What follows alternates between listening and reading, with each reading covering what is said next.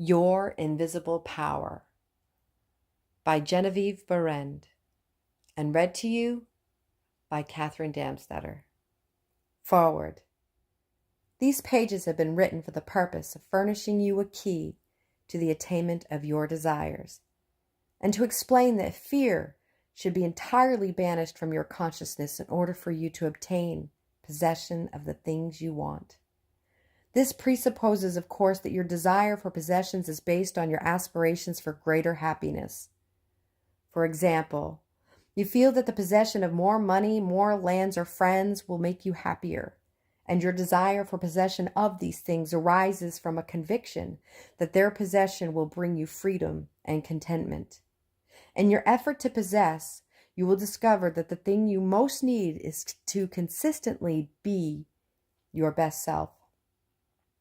One morning after class, a man came to me and asked if I would speak the word of supply for him, as he was sadly in need of money. He offered me a $5 bill with the remark, "Dear madam, it is half of every dollar I have in the world. I am in debt. My wife and child have not the proper clothing. In fact, I must have money." I explained to him that money was the symbol of differentiated substance, that this substance filled all space, that it was present for him at that very moment, and would manifest to him as the money he required. "But," he questioned, "it may come too late." I told him it could not come too late, as it was eternally present. He understood and got the uplift of my spoken word. I did not see the man again, but 6 months later I had a letter from him stating he was in New Orleans. He said, "I am well established here in my regular profession of photography. I own my own home, have an automobile of my own, and am generally prospering. And dear Miss Behrend, I want to thank you for lifting me out of the depths that day in New York. 3 days after I talked to you, a man whom I have not seen for years met me on the street. When I explained my situation to him, he loaned me the money to pay my bills and come down here. The enclosed check is to help you continue your wonderful work of teaching people how to mentally reach out and receive their never-failing supply. I would never want to take anything for my understanding, as you have given it to me. God bless you."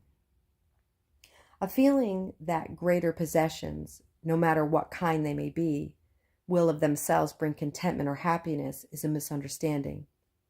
No person, place, or thing can give you happiness. They may give you cause for happiness and a feeling of contentment, but the joy of living comes from within. Therefore, it is recommended here that you should make the effort to obtain the things which you feel will bring you joy, provided that your desires are in accord with the joy of living. It is also desired in this volume to suggest the possibility in store for all who make persistent effort to understand the law of visualization, and who make practical application of this knowledge on whatever plane they may be. The word effort, as here employed, is not intended to convey the idea of strain.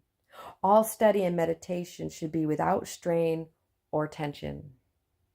It has been my endeavor to show that by starting at the beginning of the creative action or mental picture, certain corresponding results are sure to follow.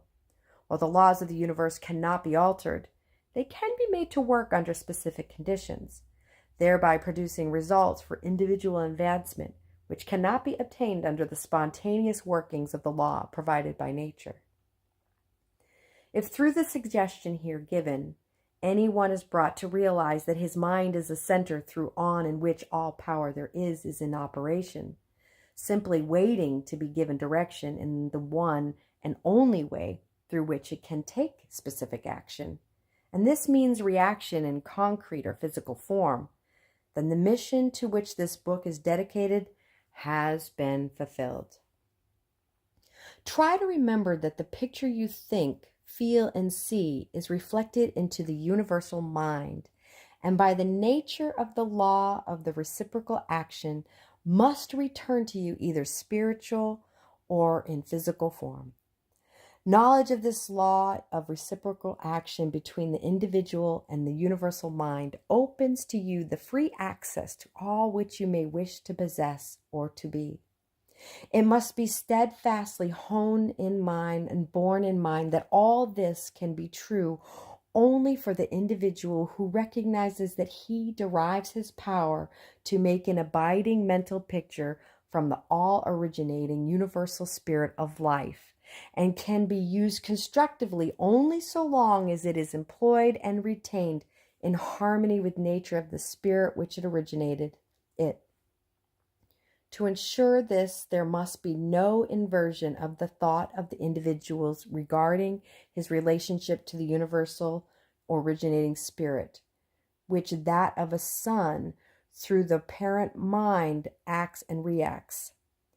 Thus conditioned, whatever you think and feel yourself to be, the creative spirit of life is bound to faithfully reproduce in a corresponding reaction. This is the great reason for picturing yourself and your affairs the way you wish them to be as exacting facts and existing facts, though invisible to the physical eye and living in your picture. An honest endeavor to do this, always recognizing that your mind is a projection of the originating spirit, will prove to you that the best there is yours in all your ways. Genevieve Behrend, Los Angeles, California, May 1929.